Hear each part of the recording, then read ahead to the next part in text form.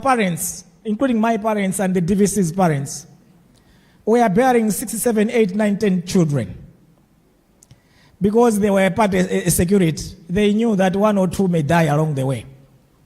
Why? Because we had a high infant mortality rate, we had a high under 5 mortality rate, we had a high neonatal deaths, but also maternal mortality was very, very high.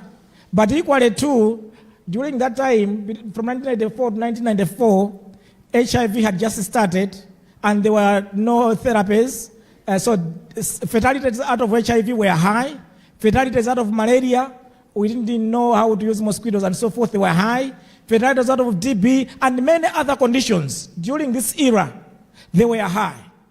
So every home was making a decision that I should not only have 2 or 3 kids like today, but I should have 9 kids in case one dies. But also in those days, there were a lot of beliefs, cultural beliefs, that there are feet who can eat 1 or 2 of your children. So parents were factoring all those in. But even after doing all that, where fertility as measured by the number of kids that a mother would have, was as high as 6, 7, and so forth, and yet our growth in the population was too slow and dragged. But since 1994, our health system has improved drastically. Neonatal mortality rates have gone down drastically. Infant mortality have gone down. Under 5 mortality has gone down. Yes, prevalence of HIV fatalities have gone down. Tuberculosis fatalities have gone down, malaria fatalities have gone down, and many other conditions. Today there's more awareness, and our public health system is able to manage most of the conditions that led to death in those days. And as a result, what we have seen is that the population boom. Because in terms of death rates have gone down, whereas the fertility rates have remained relatively higher. They have slowed down, yes, but because you have closed the other window, what I've seen is a surge in population. Hence the jump from 4 million to 20 million. Now look at this. Over the 3 decades, the 30-year period, we have seen population jumping from 4 to 20 million, meaning that 16 more Malawians have born during that time, from 1994 to 2024. That's why we are saying this population is a young population, because the majority of the people were born 1994 to date. Those of us who were born before 1994, myself and the DVC, we are rare to be seen around. And you can see how we are gathered here. The majority are the youth. And any other church service, you go in there, or you go to a political rally, you go anywhere where you can go in the marketplace, the majority are the youth. Malawi is a youthful nation, as it were. Now, we have done the projection. When you look at the projection by NSO, when you look at those projections, when you look at those projections, by another 30-year period, by 2054, you can see how much the surge in population will be. Reason being, because we have 75% of the population below 35 years of age. This group, they are fertile. This group, majority are yet to bring forward their own offsprings. So when they bring their own offsprings, and when they exercise their fertility, who are dependent,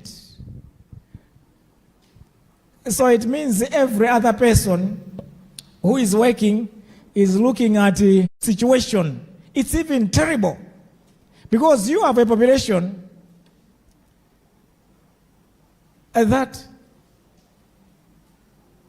do not own any certificate of education, as high as 70% of the population, which is a serious challenge. So when we look out there about the performance of our economy, we need to understand these facts, that this is the kind of demographic structure that we have in the economy, and as far as literacy levels as explained by the certificate that one holds that we have. Now, when it comes now to the youth itself, my next slide, when it comes to the youth themselves, considering that the youth are in majority, to me, the number one issue to do with and get it right, then we must do that. Put in education, stop gallivanting. Stop all these luxuries. Stop all these purchases of unnecessary vehicles and so forth. Let's put our money where it matters the most. Invest in our children for a better tomorrow.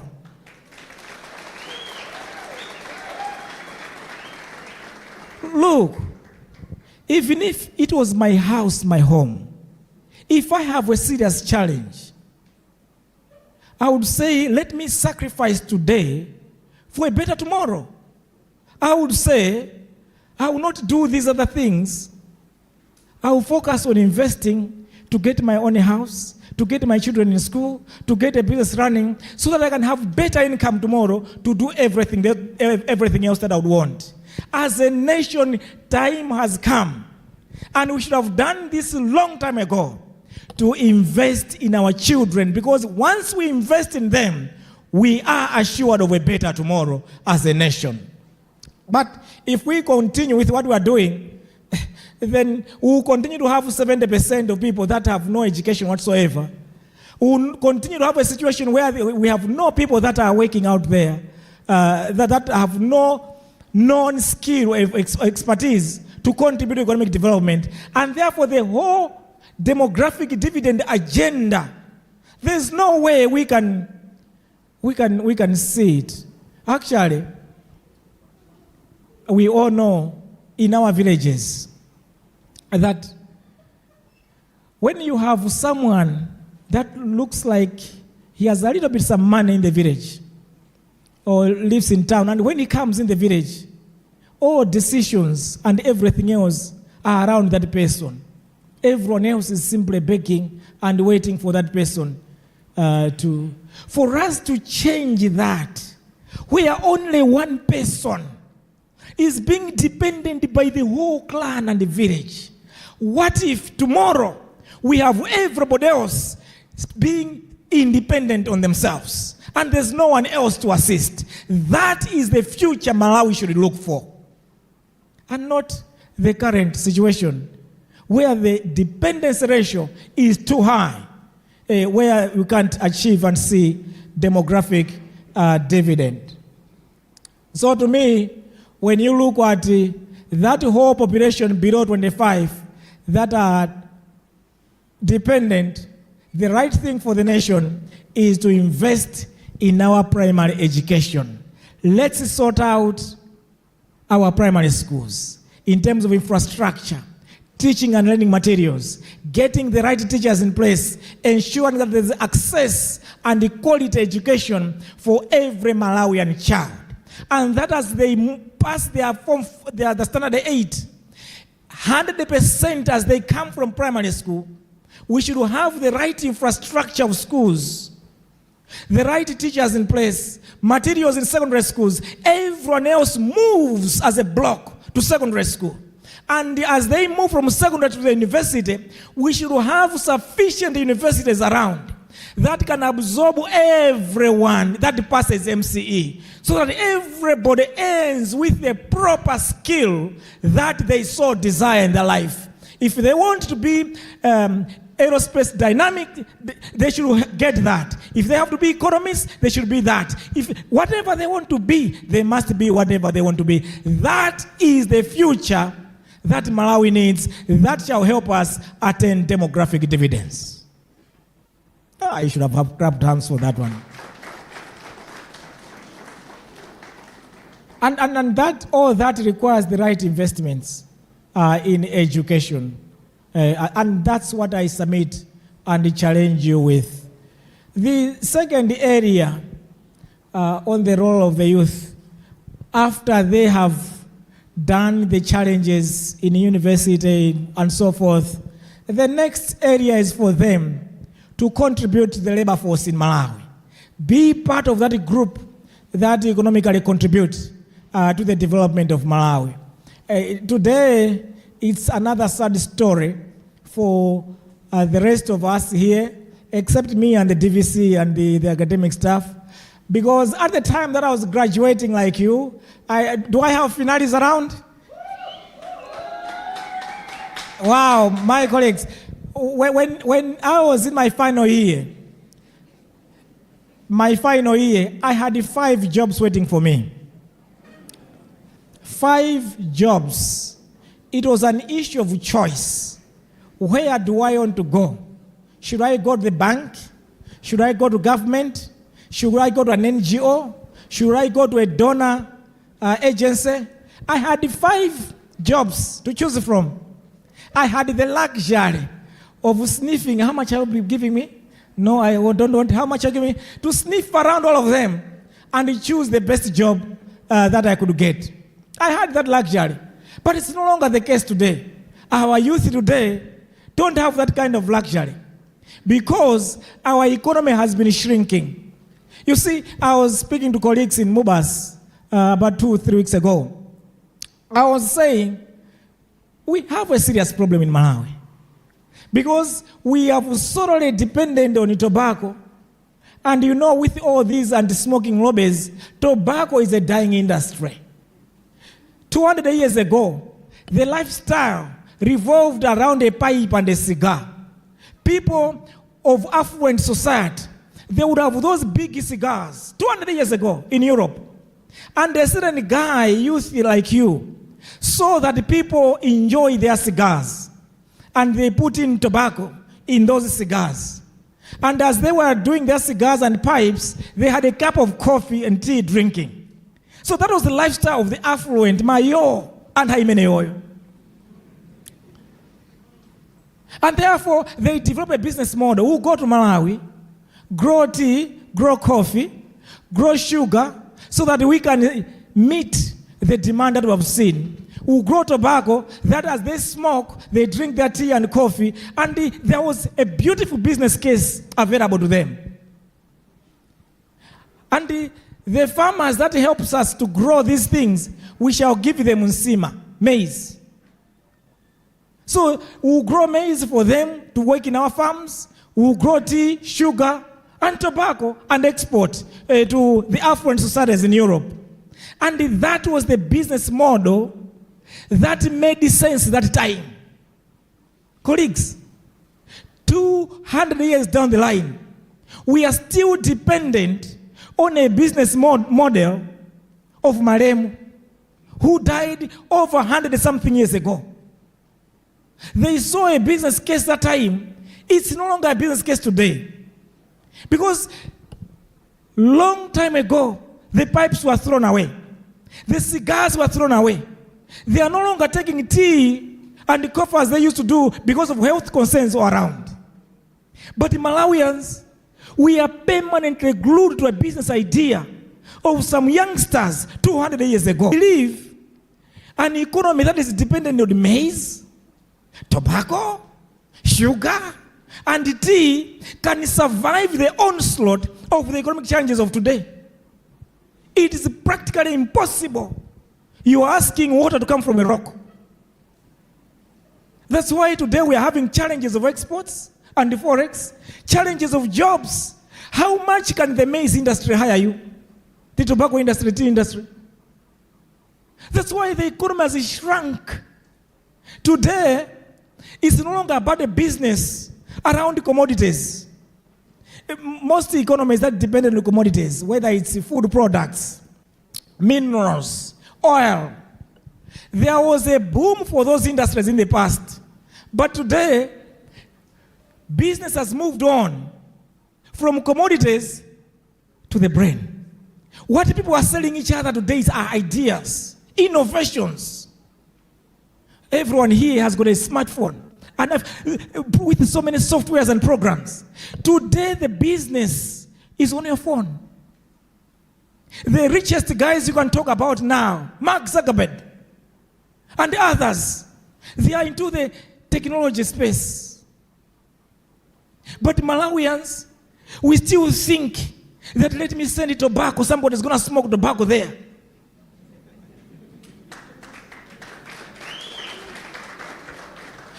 And look what the biggest corporations and companies, by their worthiness and value, both on the London Stock Exchange, New York Stock Exchange, you never find a commodity company on there. Even those that rely on oil and those that rely on minerals, their economies are on the downturn.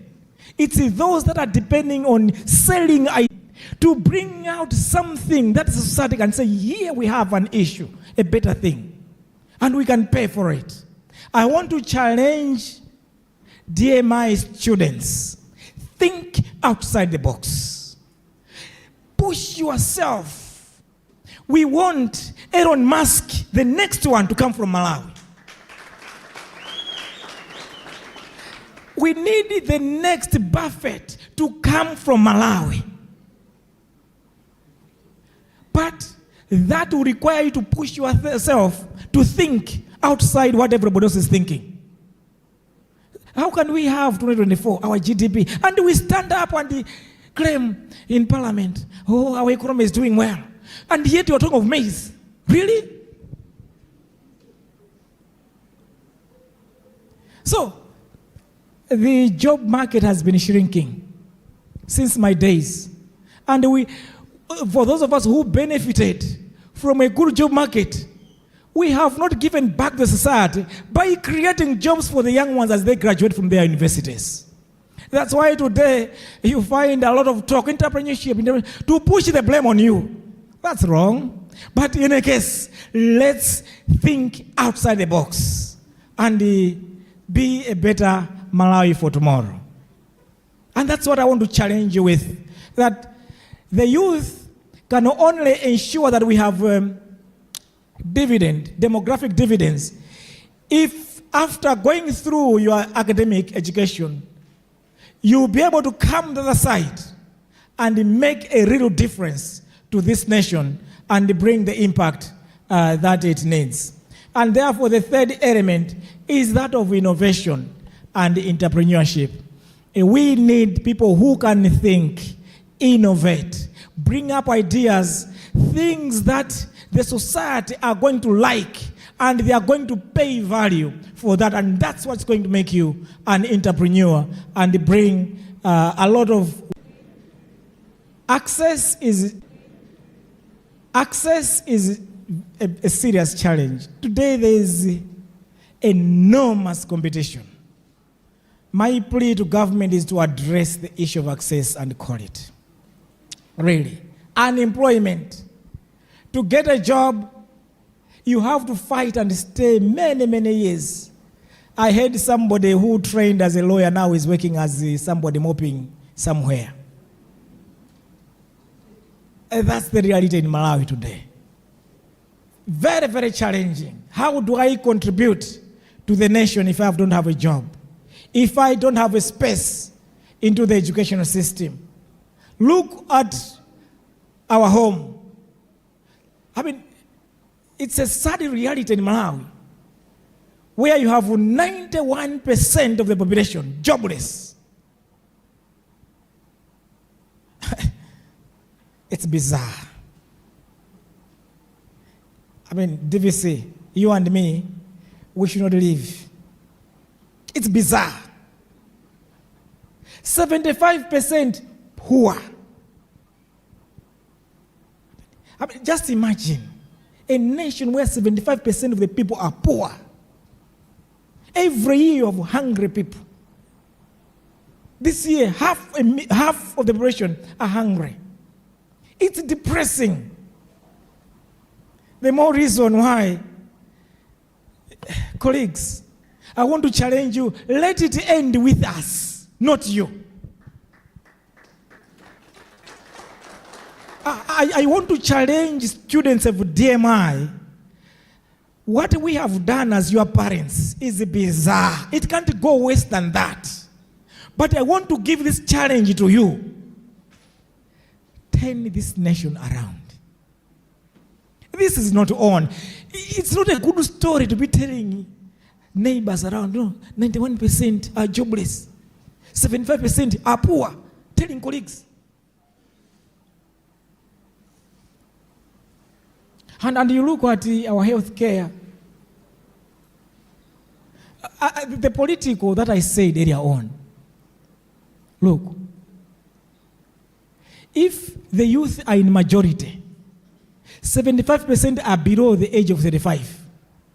If you so decide next year that so Nganya Uyu are going to be MPs, Nganya Uyu are going to be president, it is your decision. And you decide, because you are in majority, whoever you decide to be president next year. All these things we complain, no, we may have put together a government that way. It's you. If we want a better government next year, it's you. Because you're in majority.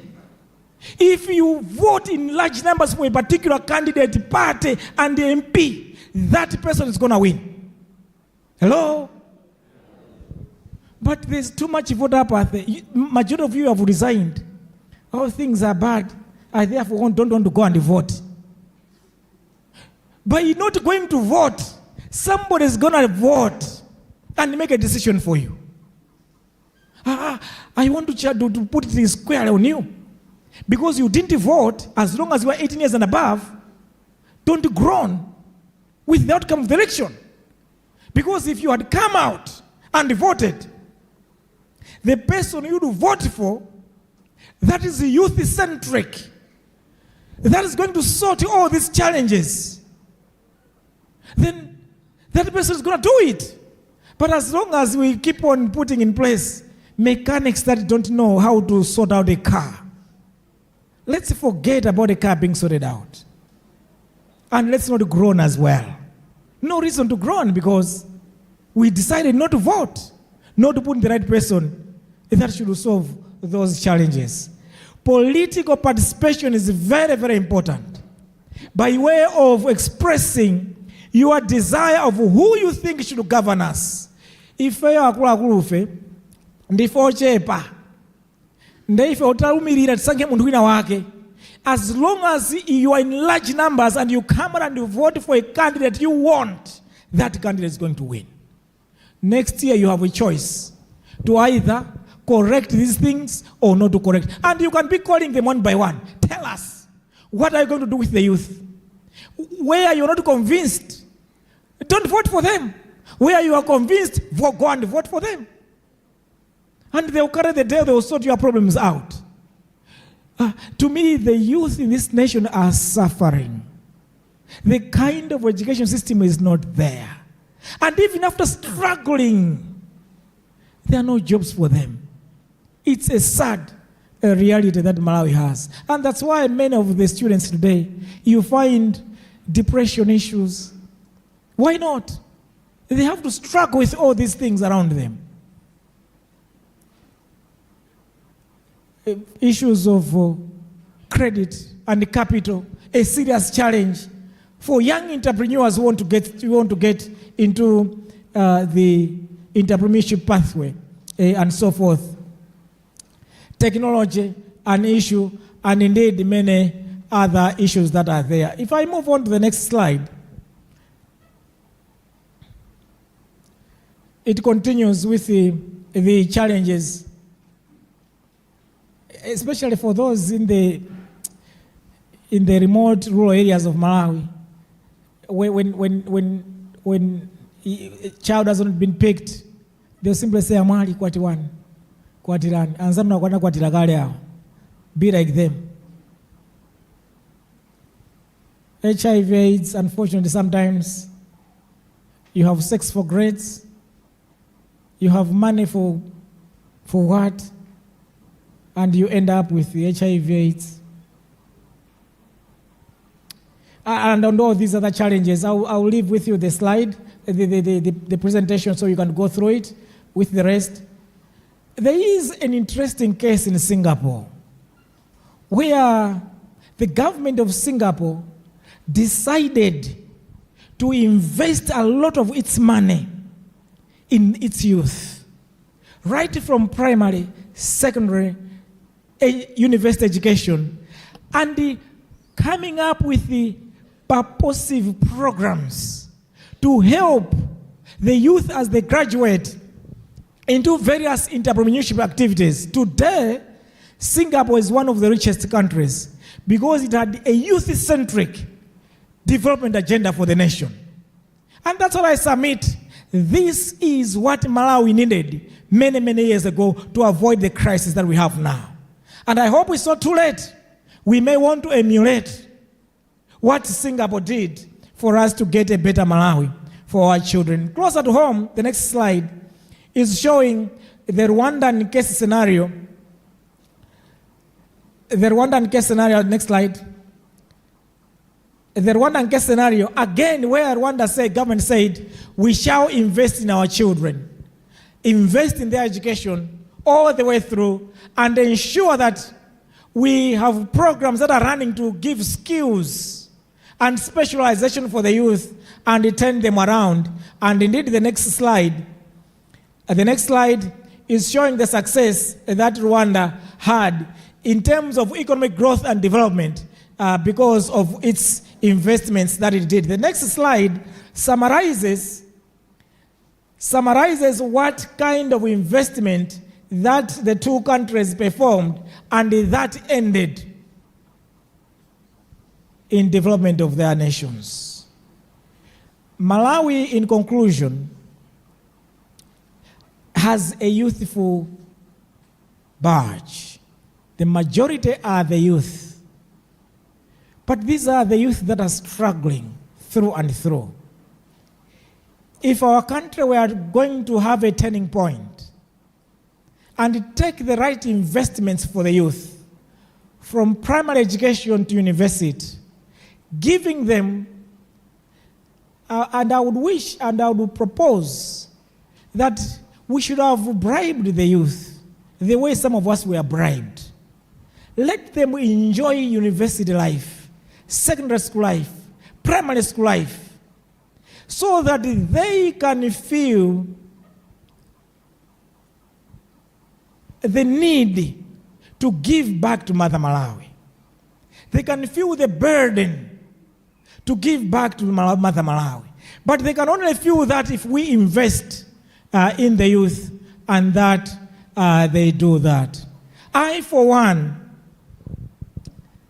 having gone through all those academic life things that they've talked about, having been in the public service in all those positions that they have said, I have a proposal of how we can turn Malawi around. And here is the documentary of what I think from Nsanje to Chitipa we will need to do. And I will sell this to anyone who can sell this to anyone who can help us from next year turn around our situation. Our country simply needs total overhauling of our systems in education, in health, in the job market, and everything else. We simply need an overhauling of our systems. And this is what I'm suggesting in terms of the overhaul of our systems. Are we ready? And that will be about 18 minutes, and that will be the end of my presentation. Are we ready?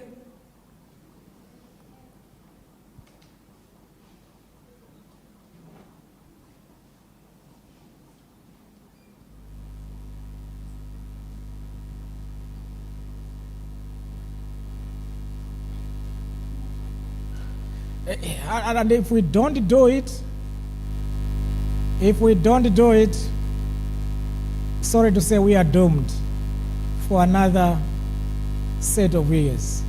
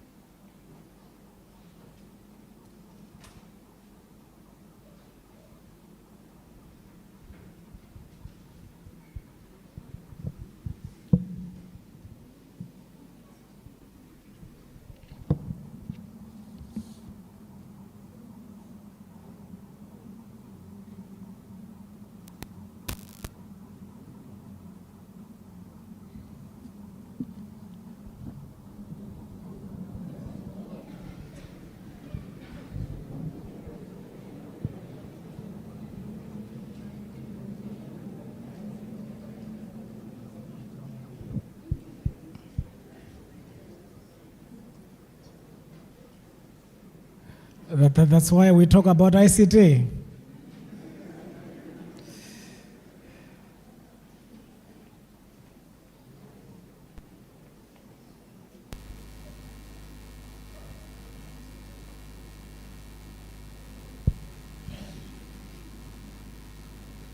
Is it going to work?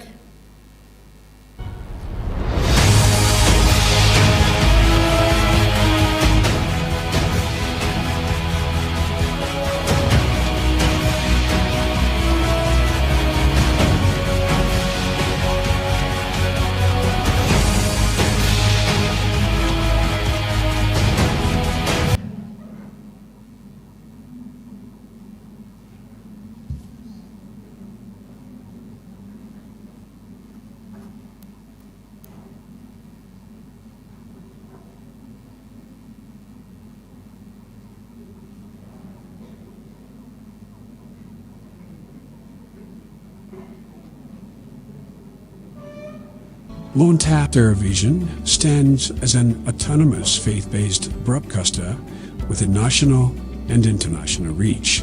Experience the difference with Luntha Television, where innovation meets experience. Our dedicated team, backed by cutting-edge technology, ensures seamless execution and unparalleled results. Luntha guarantees credibility and professionalism in all its endeavors and services. We offer, among this, production and broadcasting of jingles, music videos, narratives, documentaries, press services and programs on location or outside, live broadcasting of mass and other church functions, government or indoor functions, and political rallies, creation and broadcasting of special programs, sponsored content, sports and entertainment, and advertising for small, medium and large enterprises. All services are offered at competitive prices. Tune in daily to catch Luntha Television on Zuko on Channel 51, Starsat Channel 474, Star Times Channel 474, Topstar 474, Kriye 007, GoTV on Channel 807, Azam on Channel 386, and live streams on our YouTube and Facebook platforms. You can find us in Area 2 Lilongwe or can reach us on 0883 815 055. Come, let us help you grow your business.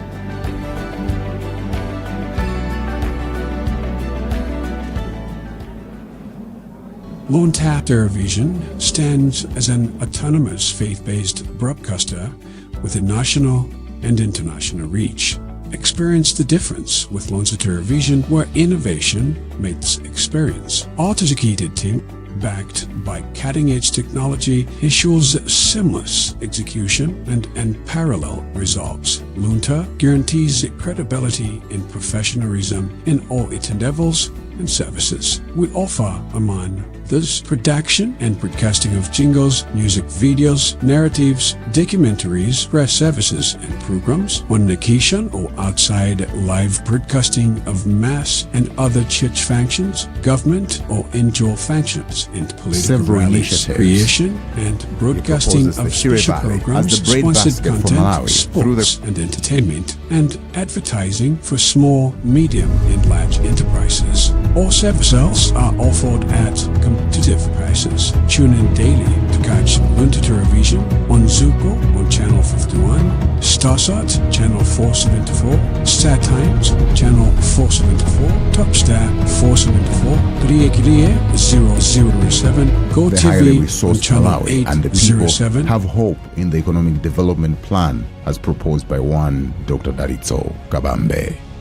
For the development of Malawi, Dr. Dalitso Kabambe proposes several initiatives.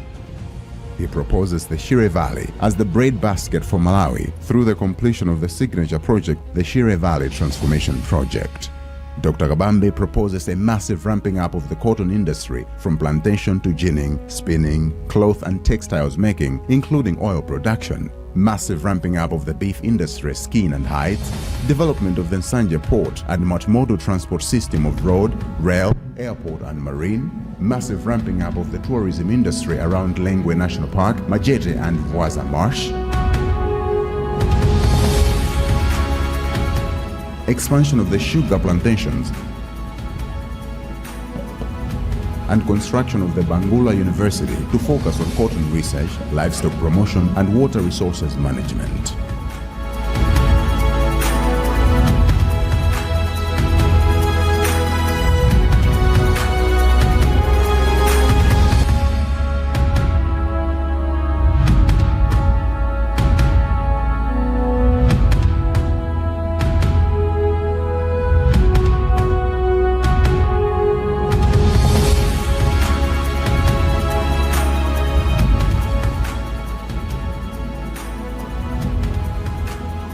For Mulanje, Cholo, Chiradzulu, and Palombe, here is what Dr. Kabambe proposes.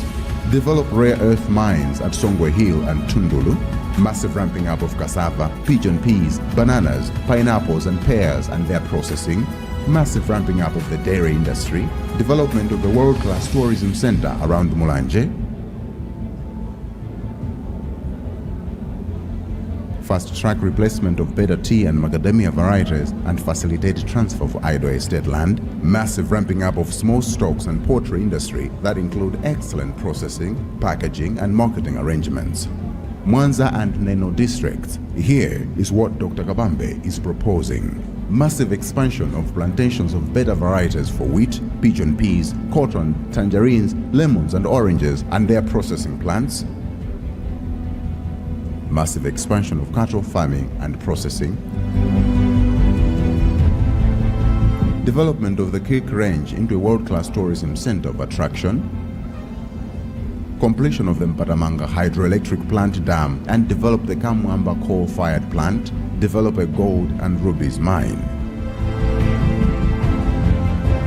Luntha is well known as the commercial, banking, and manufacturing hub of the nation, bringing back the lost glory to Luntha through massive infrastructure development to improve connectivity and modernize the city.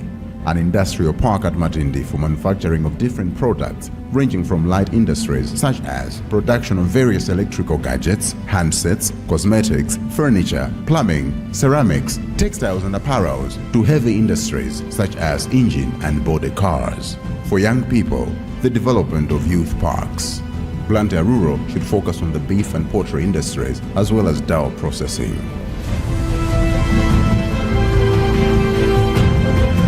For Zomba and Machinga, establishing processing plants for rice, pigeon peas, mangoes, fish, tomatoes, tobacco and coffee, while at the same time boosting the beef industry coupled with massive transformation of tourism around Zomba Mountain. He proposes the development of the most talked about multimodal transport hub at Luonde to connect Malawi through rail, air, road and water to cut transportation costs of imports.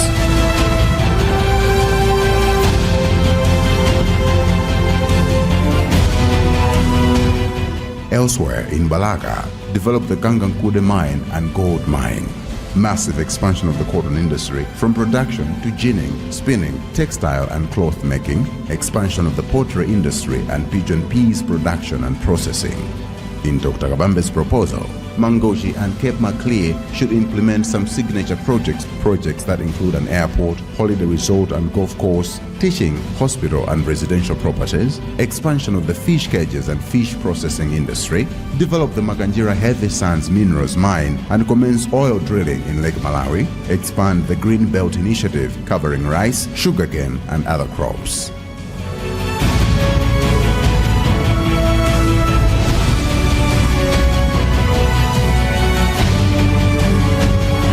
Cheu and Dedza districts supply the country with Irish potatoes, tomatoes, cabbages and a variety of vegetables throughout the year. Investing into small-scale irrigation schemes and cooperatives for value addition of these products to reduce post-harvest losses. The Green Belt Initiative to be extended to cover the entire Bwanje Valley to grow cotton, maize, beans, groundnuts and many more with value addition factories in these places. Develop clinker and cement mining in the valley, Chimwazulu to be a world-class ruby and sapphire mine. Dr. Kabambe also proposes improved tourism around Dedza Mountain and Chencherere Rock Art Heritage Site, a bypass road connecting Dedza to Salima through Mayani.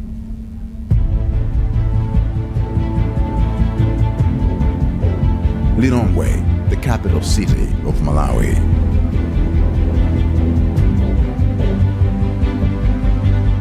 Lilongwe should develop the industrial park at Area 55, develop the graphite and rubies mine at Malungunde and Kasia, expand dam construction and irrigation for crops like maize, groundnuts, tobacco, beans and their processing, massive expansion of the poultry and dairy industries, massive reforestation of Zalanyama forest, and establish youth parks.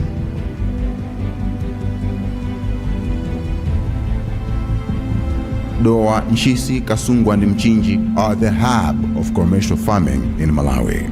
Dr. Kabambe acknowledges that agriculture is at the heart and soul of Malawi. He therefore proposes subsidizing commercial production and processing of tobacco, maize, beans, soybeans, groundnuts and vegetables.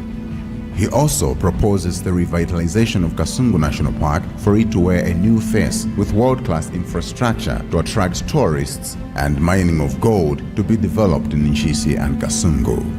With this proposal, Salima and Kota should benefit from an expanded Greenbelt irrigation initiative covering the entire stretch of the lake shore, enabling the growing of sugarcane, rice, cotton, maize, medicinal hemp, cassava, macadamia, bananas, and pigeon peas for processing.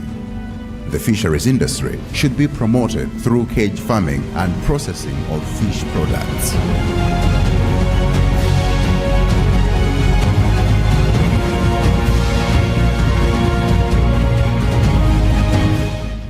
For the development of northern Malawi, Dr. Dalitso Kabambe proposes several initiatives. Key among them is transforming Mzuzu City into a modern city with infrastructure designed to promote business activities and attract substantial investment.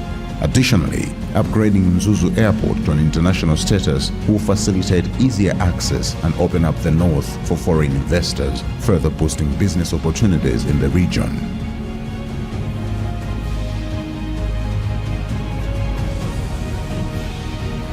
An industrial park around Luntha for manufacturing different products ranging from light industries such as production of various electrical gadgets, handsets, cosmetics, furniture, plumbing, ceramics, textiles and apparels, to heavy industries such as engine and body cars.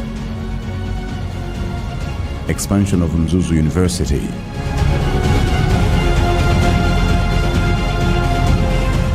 In Zimba, construction and completion of world-class Mbelo University, formerly Mombera University.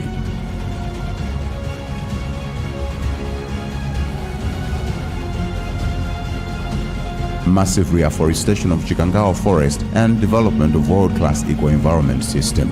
Development of the Kanyika mines and other gold, emeralds and rubies mines. Massive expansion of the livestock industry, massive expansion of the agriculture and agro-processing subsector focusing on maize, beans, millet, groundnuts, soya, sorghum, potatoes and macadamia production. These will be processed and value added.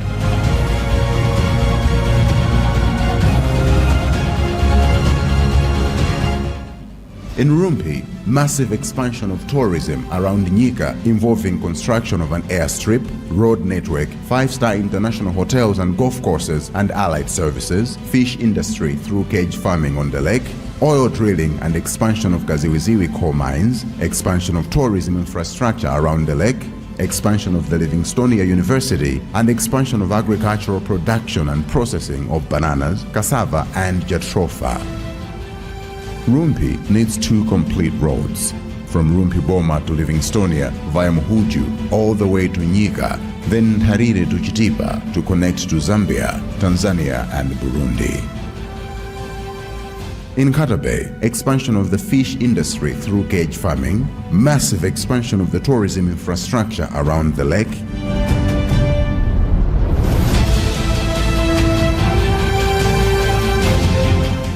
massive expansion of agriculture and agro-processing around rubber, macadamia, medicinal hemp, cassava and bananas.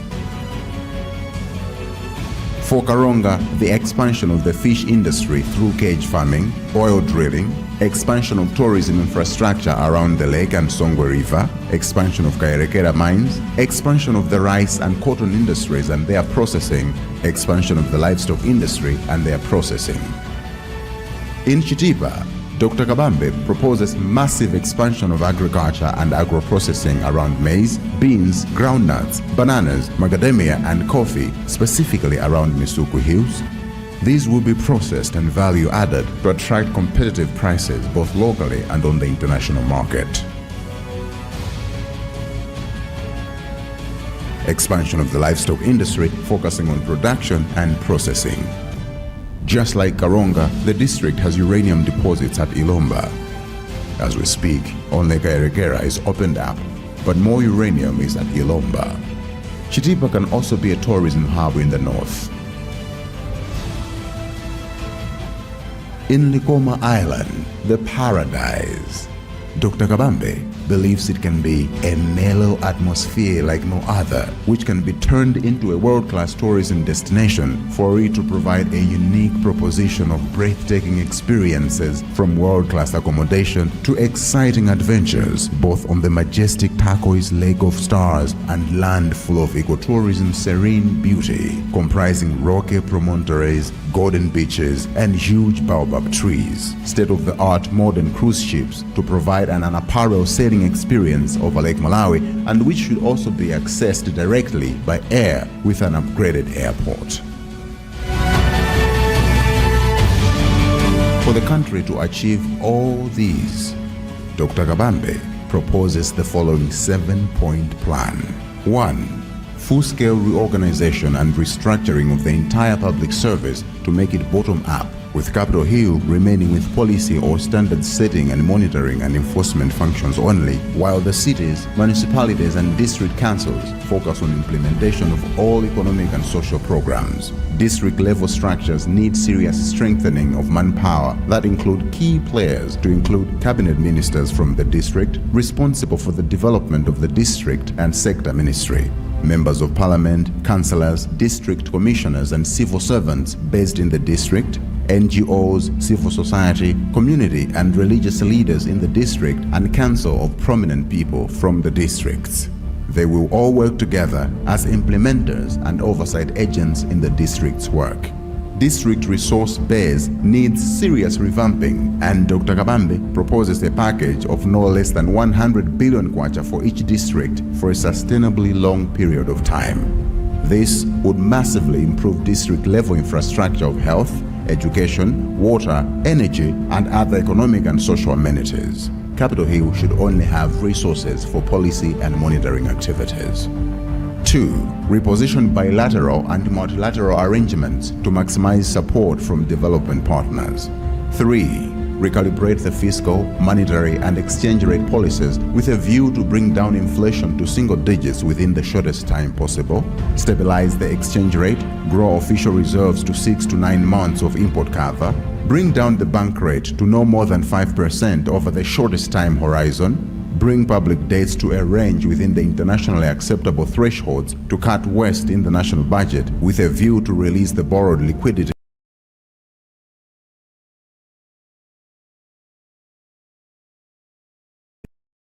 on their comparative advantages and economic potentials. Industries will coalesce around 5 major areas, namely crop and livestock industries, minerals, gas and oil beneficiation industries, fisheries industry, tourism industry, manufacturing industry, and transport and other public sector work. In each industry area, an anchor institution should be established, turbocharged to mobilize finances locally and internationally, comprising public and private investments to support districts develop the industries. Mining Development Corporation (MDC) should anchor minerals, gas and oil beneficiation industries, while Tourism Development Corporation (TDC) should anchor tourism industry projects. On the other hand, the Green Belt Initiative (GBI) should be reorganized to anchor crop and livestock industry. RAW of Madeco should also get expanded to anchor the fisheries industry, while the Manufacturers Development Corporation should anchor the manufacturing industry. 5. On financing of the development projects, Dr. Kabambe proposes that apart from raising national budget resources to district councils to no less than 100 billion kwacha annually, Dr. Kabambe proposes further that the cut in domestic debt borrowing has the potential of releasing trillions of Malawi kwacha in the banking system to finance private sector investment projects. Dr. Kabambe also proposes the massive revamping and serious recapitalizations of development banks such as the Malawi Agricultural and Industrial Investment Corporation (MIC) and the Export Development Fund (EDF). Dr. Kabambe further suggests the revamping of Malawi Stock Exchange (MSE) and the alternative stock exchange market. Dr. Kabambe is also proposing better uses of trillions of Malawi kwacha in the pensions fund and tapping into other endowment funds locally and internationally. The role of high street banks, microfinance institutions, SACCOs, village banks and banking konde all need to be visited to be positioned in such a way that they support district-based development initiatives. 6. Dr. Kabambe also proposes massive infrastructure developments focusing on catalytic sectors such as the energy sector to enable the country produce and generate enough energy to support industrialization and a multimodal transport system covering railway, marine, air, and all transport infrastructure. 7. Rooting out of corruption. One of the key deterrents to Malawi's development is corruption. Malawi cannot develop with rampant corruption. Dr. Kabambe proposes the prosecution of all known and reported cases and the introduction of public sector-wide pre-inspection audits and have the ACB clear all contracts and ensure operational independence and efficiency in all prosecution authorities. This work is tough, but if all these proposed measures are to be implemented, we shall have an environment that will grow the economy, create wealth and jobs, turn Malawi into an export-oriented economy, and raise the living standards of all our people.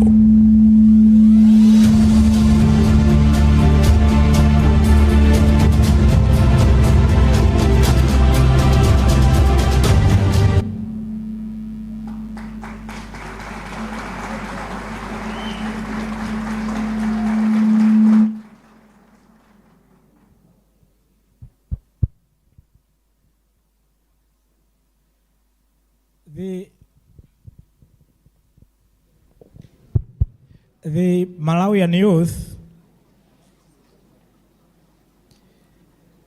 needs to reclaim their position in the society, to be at the center stage of all life in Malawi, because they are in majority. But for them to achieve that, do that, it requires a holistic and an overhaul approach to everything that we know as in Malawi. And therefore, this is putting into perspective precisely that. I'll end by saying, when I graduated, like some of you be graduating shortly, and started work a year or two later when I was going to do my master's degree at Imperial College London, University of London. That was my first time as a Malawian to land in London. Potential of youth development.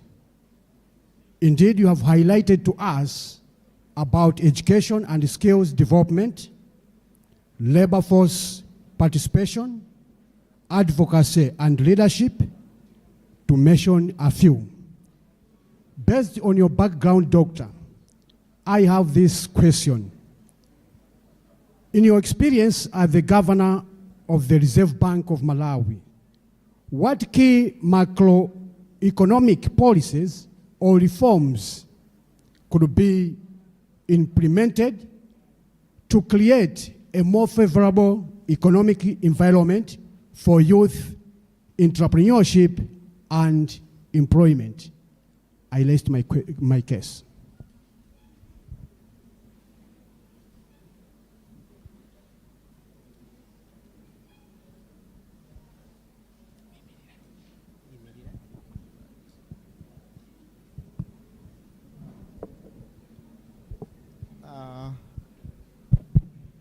Okay, I'm Hastings Mone from 3F year 3 here at DMI student.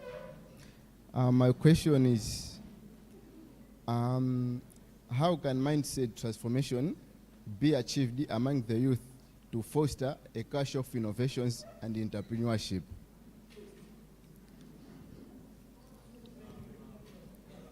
Okay. Collapse along the way.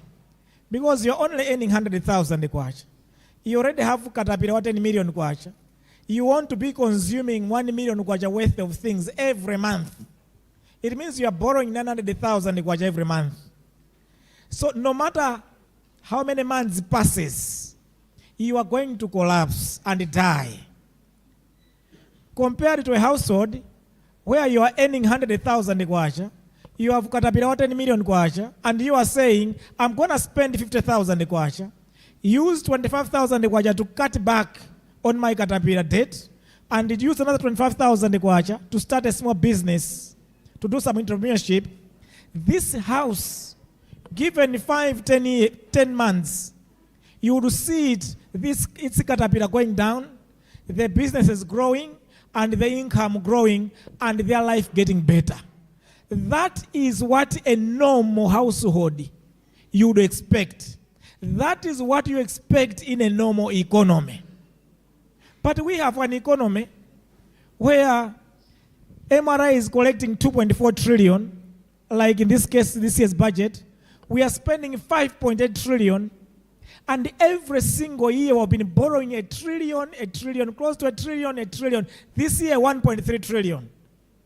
Regardless of the prayers that you can have, regardless of anything that you can do, the dancing you can do, you not get anywhere. You are going to collapse. And all we are seeing now are consequences of our own actions. And it's sadly, I've always said this, sadly, in the case of Malawi, especially for government, when the government borrows excessively like that, our banking system, with the totality of it, savings and deposits only account 1 trillion kwacha in a year. If you go in and borrow that 1 trillion, it means you have borrowed out all that money, you have crowded out the private sector. So the private sector has no money to borrow, and therefore they cannot expand their businesses, they cannot run their businesses, they cannot grow their businesses, and the consequences, the private sector don't produce. They don't hire new staff. So you have paralyzed the private sector, your GDP goes down, no employment. These are the consequences of the fiscal decisions that you have taken as a country. So when you ask me, what are the key macroeconomic policy decisions that needs to be changed, reforms? This is the number one and most important policy reform that needs to be done.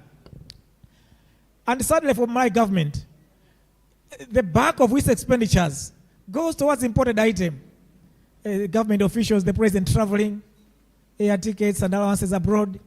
They buy laptops and computers. When they hire people, they have to buy them vehicles. I mean, imagine from 2020 and now, the amount of fuel the country is using is about 60 million liters, $60 million a month, up from $20 million a month. It's purely because so many people have been hired, and so many cars have been bought, and there's a lot of traveling that is going on with government services. But all that is imported volume of consumption, meaning that you have run down your foreign exchange reserves by buying imported items. So that's what the fiscal anchor would do. And for me, if you ask me what is the poison that is destroying our economy, it is the fiscal cancer, the fiscal anchor. Because this house, I've given you an example. I mean, if you get only 100,000 and you are spending 1 million every month, you have 10 million Caterpillar. No matter whatever happens, you are in trouble. And the problems will keep piling on you. And that's what I've done to this nation. The second anchor, reform that needs to be done, is monetary. Monetary policy needs to be changed. Look, I hope business students here, they do study economics. You have economics as one of your programs. You cannot have an interest rate of a country lower than inflation. And I always say you are mad. Reason being, interest rate or a policy rate It is the interest rate of the country. It is a reward for investment.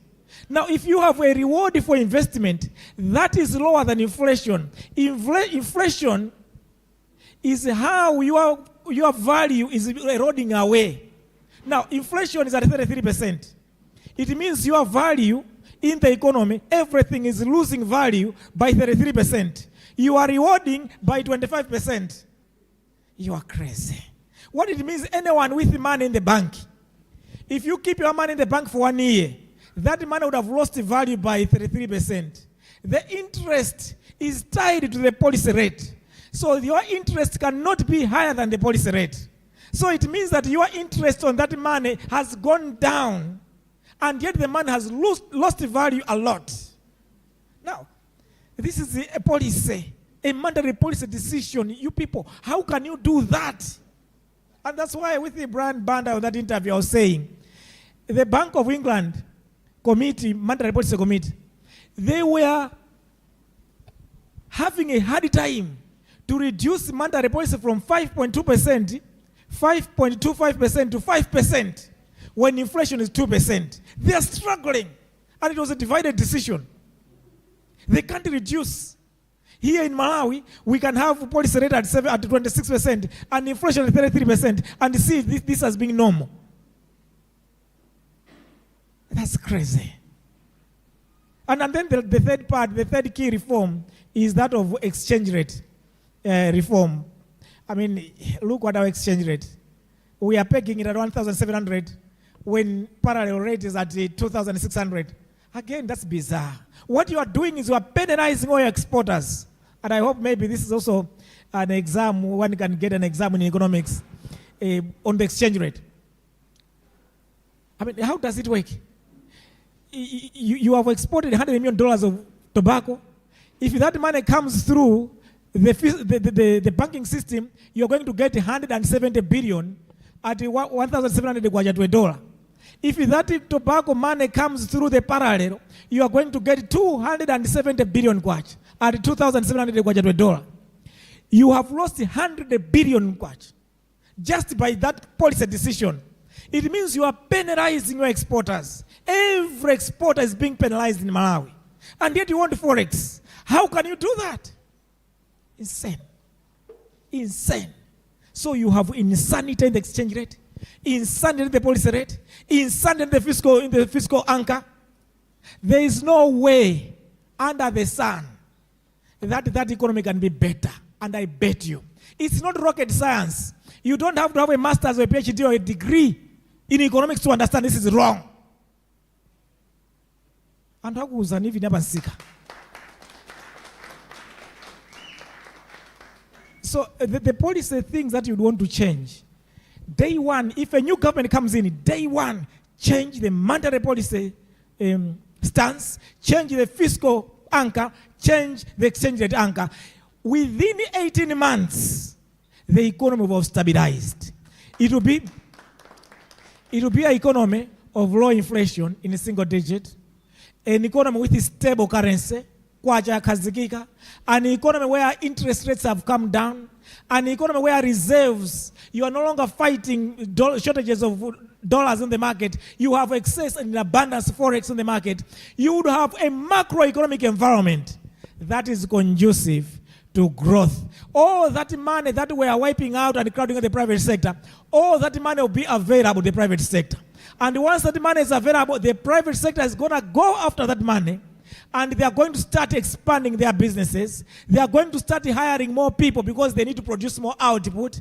The industry will be thriving, better interest rates. And if you bring back all that debt, our domestic debt now is about 7 trillion.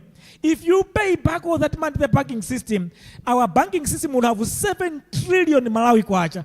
All this I was showing here, piece of cake. You will just do overnight. Within 5 years, you're going to transform the country to be what we have just shown you. So if you ask me, what are the things that could help create employment, is exactly that. In terms of entrepreneurship, once the interest rates are going down, the banks have all this money. They'll be hunting for everyone, Jim and Jack and John. to give that money. The youth are going to lay a hand on a credit capital that is of low interest rate. They can be supported and be able to develop their businesses and innovations and so forth. So to me, these are the three major macroeconomic policy decisions that needs to be reformed and changed. The fourth element is the hard job of reorganizing the systems, getting everything else right, sorting that. That's the hard part, because this one you do one day in office. The rest you are going to now work on them to ensure that you develop the necessary infrastructure in energy, in transport, ICT, necessary systems in place, so that any business anyone is doing is able to grow them and get better value for their sweat. But equally too, I've talked about the reforms in the banking sector. We only have high street banks. You need development banks, those that can lend you money for longer duration and at lower interest. Them too, you need to have them in place, and you shall be able to sort out the needs of the youth in the economy. In terms of mindset change among the youth, I think that's the role of education. The role of education really is to impart knowledge, equip young ones with knowledge, skills, and expertise. That's what's going to bring change of the mindset. We all grow up with a particular mindset, but as we get more and gather more knowledge, as we begin to challenge certain establishments, at that point it's when that knowledge is beginning to change us. And of course there are those that would get the knowledge and they want to remain the same. What I'm simply challenging you is, after getting the knowledge, let the knowledge change you. Let the knowledge transform you. Many of us, the Honorable DVC and myself, the knowledge, as I said, we may have just gained it for purposes of passing an exam. So regurgitating in, regurgitating out in exam, there we go, the same. But for the youth of today, I'm challenging, we need to look at it differently. Let's apply the knowledge that we get and challenge things that we encounter in life and bring a positive change to the society around us. Let me stop there for the three questions. Thank you so much. Tiyamikire kwambiri chifukwa cha mayankho ogwira mtima. Titauseweza mjije watu ati.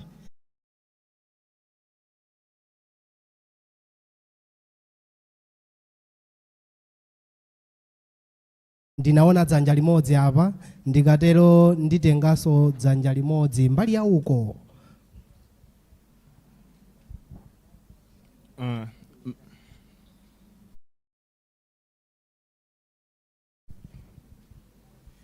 My name is Douglas Nyara, a BBA student.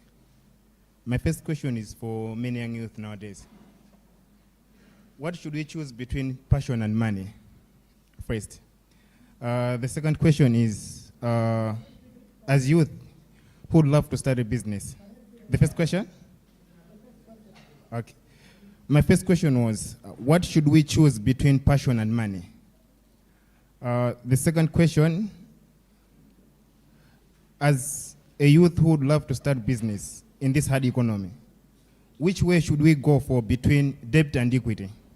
Thank you.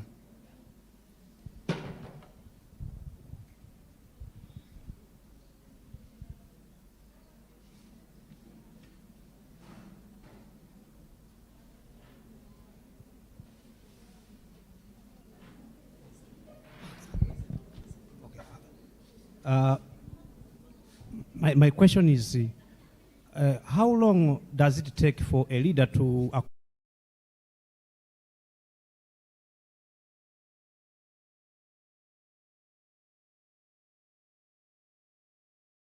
I think which one would we go for? Both. We need both. Something where you have passion in. Chimene amanduza uri ndize kamba koso chichewa for purposes of our viewers outside this room. passion chimene munthu machikhumba ndi zimene ukuganiza in the mind for mindset change and so forth. I think you need both. You need both because passion helps you to drive the other agenda. Ndiye zonsezo ndithu nzofunikira. That's how I would put it. More nkhani ya debt and equity. Which one do we go for? Amene mwapanga study the industrial revolution ku US. Mene anatukukira US kuti apange develop ma industries onse aja atukuke. The route they used inali ya equity. Inali ya equity, ya ma stake, ya ma shares, ya ma stock, ma bonds, ma bulls. That's how they develop their bulls market. Kuti no amene ali ndi idea ma company akuluakulu onse aja ku US chinamapanga ndi kukapanga list on the stock market. Akapanga list on the stock market ndi amabweretsa anthu ena odzagula ma shares as partners in the business.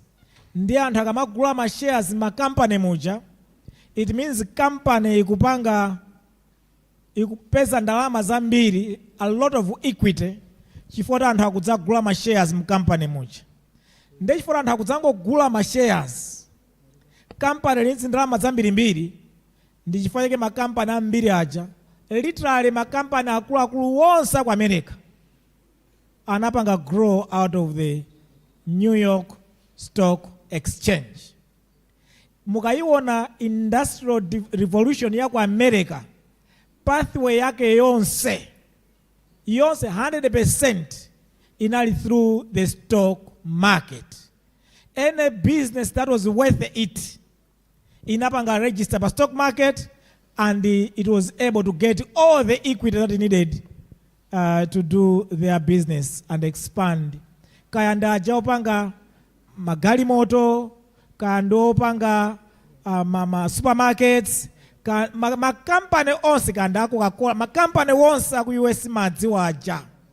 Onse ndrama zawo they got them through equity on the stock. But all mukamamva kuti ma billionaires aku America. Ma billionaires aja, what they have are shares in businesses. That's how they have grown and developed their industries. When I was governor of the bank, I made it a point in the push the Malawian industry to raise their capital on the stock market so that they can become buoyant and grow big. What I was shocked about is kuti ma business ambiri achi Malawi nga nthumba. Mwandimva?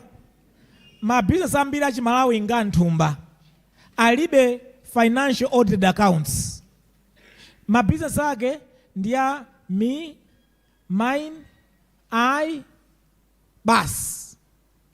Amuntu ndi banja lake. Managing director mwina bambo. Financial controller mai. Mwana kandi chani minimum. Governance structures imeti maizodi matamene maphunzira administration kuti mukhale ndi oversight board yoti kupereka oversight the management of the company. There's a separation of duties. Ma companies ambiri achimalawi mulibemo zimenezo. Amangokhala basi ma company olemera koma munthu ndaka zache. Ndiye anthu abweretsa banji ma shares yawo. How would you list that business on the stock market? It is always difficult. Koma where you have properly audited accounts, you have separation of responsibilities, the company pangira run bwino with proper governance systems in place, that company can register on the stock market, and once it does that, it can raise easily cheap capital, which is through equity. Equity is cheap capital. Komanso, the beauty with equity, although the company is just getting cheap equity on the stock market, iwe opanga invest iwe, I may also answer the next question. In a in a turmoil economic environment, what do you do? Chifukwa ndanena kale kwambiri chona kuti aliyense amene akusunga ndalama ku banki ngopenga, ndanena kale ngwa misala. Chifukwa ina kuti ukusunga ndalama chikamatha chaka ndalama zija they will lose value by 33% and you be only rewarded by 10%. Mutu wako sukugwira makasunga ndalama ku banki. Ndi I wouldn't encourage anyone else. Ngati ndalama zomwe nazichita tipatseni ife tuthandizeni kusamalireni. But the other vehicle you can do is that of buying treasury bills. Reserve Bank always offers treasury bills for you to protect your money. But make your calculations right. Look at the interest rate on the treasury bills. What interest rate again ikulu bwanji? Is it able to account for inflation? If it is not able to account for inflation, don't dare. The current rates that treasury bills don't account for inflation. So aliyense anakula ma treasury bills apa ma treasury notes a Reserve Bank ngopenga. Chifukwa ndalama zija wangotaya. The value you could seek with inflation, what you are getting is nothing. It doesn't account for inflation. The next step ndema shares. Manena aja. Ubwino wa ma shares, most businesses ndonena kuti their value keep going up in my businesses. I have a story of someone else. Mene Airtel amaipanga IPO yake yambirira. This guy is a Malawian and anakabwereka 1 billion kwacha. Kubwereka tu. Kuchibwereka banki kuagula ma shares Airtel Malawi. Atapanga pampu ma shares mene mujamo. Price yoyambirira nali 12 kwacha ngani mukumbukira 12 kwacha per share. Mene matha mwezi ma shares yafika 30 chakuti. The guy anangogula ma shares aja pomatha mwezi ma shares yankuagulitsa. He made 2 billion within 1 month. Kungogula bwereka ndalama 1 billion kugula ma shares kuagulitsa after mwezi wapanga ma shares aja akwera in value to 3 billion waagulitsa wapanga profit ya 2 billion wali meja kabweza kumene anabwereka kuti. Majinjira patauni. Anabwera uzakhala billionaire overnight. Ndiye mukandifunsa kuti kodi mmene dzavutiramo kwacha ikungodzigwera daily ndipo kwacha sinati. Because you have a huge misalignment. Misalignment ja mukazango iona ndikanakhala wa weather. Onena za weather, kuti weather ili bwanji ndikanamakuuza kuti weather siri bwino kuti mitambo mvula igwa ikamakwana masana. Misalignment ija ndiyo ngokuuzani kuti kumene tikuloweraku kwacha igwa ndipo igwa zenizeni. Ndiye uzukasunga ndalama ukuza kuti kwacha igwa kutsogoloko. Mutu wako kugwira. Ndiye zimene ndina kuti you can buy shares amene amapanga grow in value. You can buy properties, real estate. Real estate can also protect your money. You can also invest in businesses that you know. Chifukwa chonani mabusiness ambiri so akula pansi. Nangasi anthu disposable income ikutsika. Ma cost of production adakali okwerabe. Mabusiness ambiri apotera.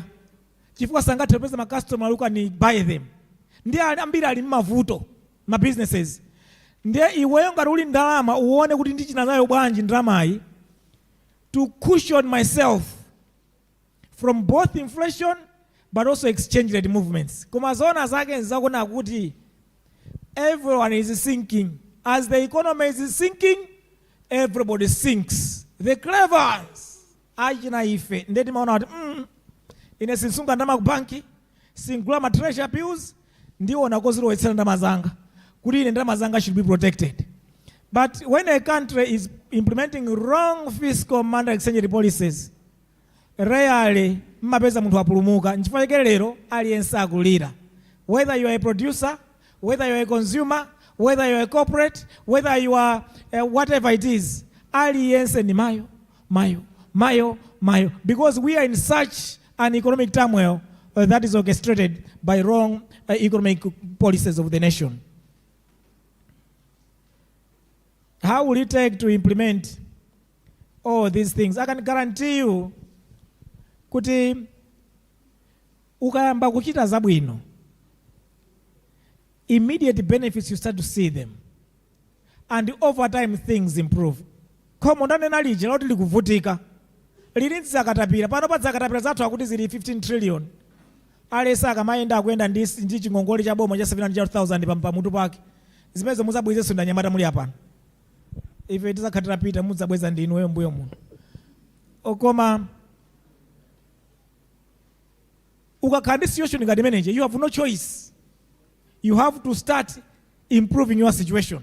Uyambe kukonza ndizidya pang'ono, ndiyambe bweza ngongole, ndiyambe kutere.